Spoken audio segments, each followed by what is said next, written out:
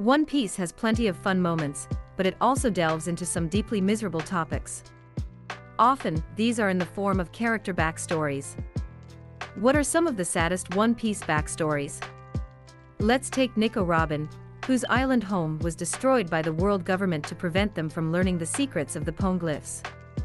There's also Trafalgar Law, whose town and family were destroyed when the world government instituted a violent quarantine to contain a disease that wasn't even contagious. Boa Hancock and her sisters endured slavery and torture.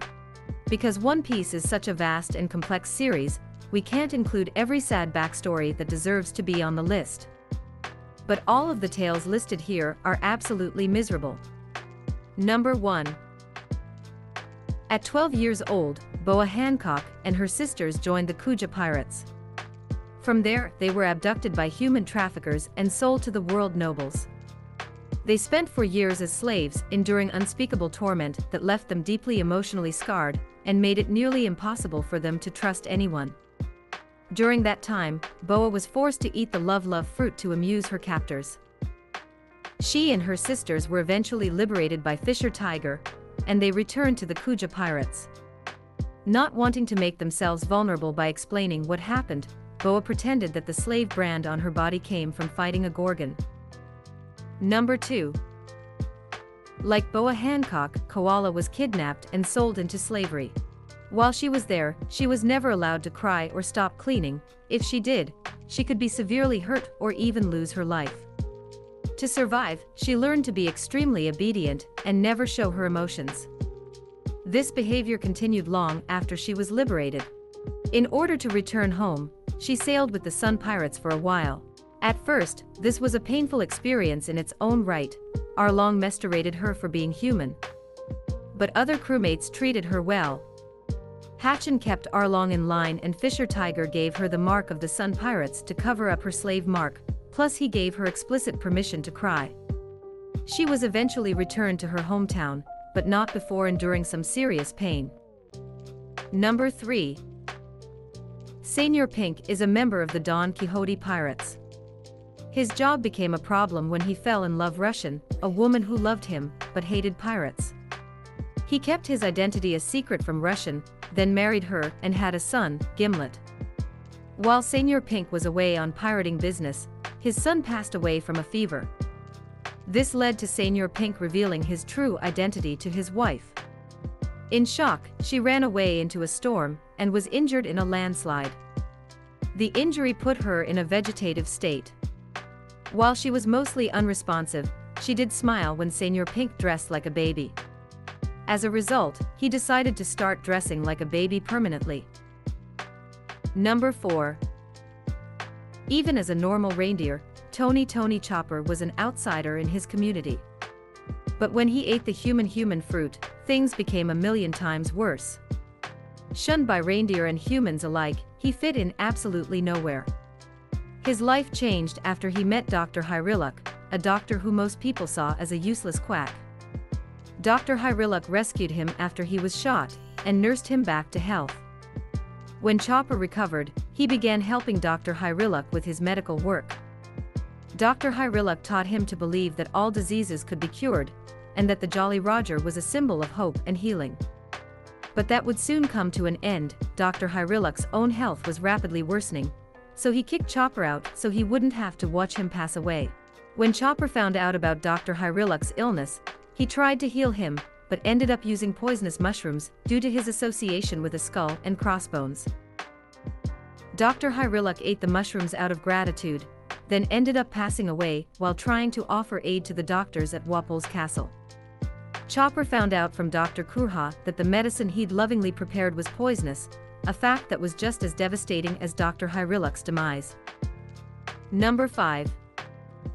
Brook was once a member of the Rumber Pirates, a tight-knit group that thrived on music. But their happy days came to an end when the captain and a few other members contracted an incurable disease.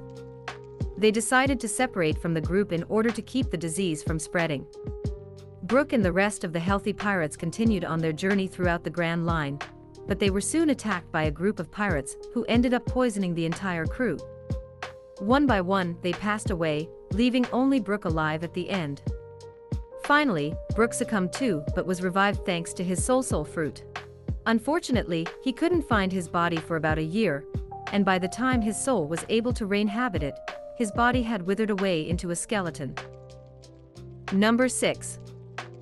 When Nico Robin first joins the Straw Hats, she does so because Luffy saved her life when she wanted it to end. She likely felt that way because of her miserable backstory.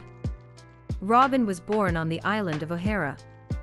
Her mother was an archaeologist who left her with abusive relatives when she was 2. Not only was she shunned by her family, her peers found her devil fruit powers terrifying. With little love or support in her life, Robin took solace in studying at the Tree of Knowledge. There she actually met the requirements to become an archaeologist herself.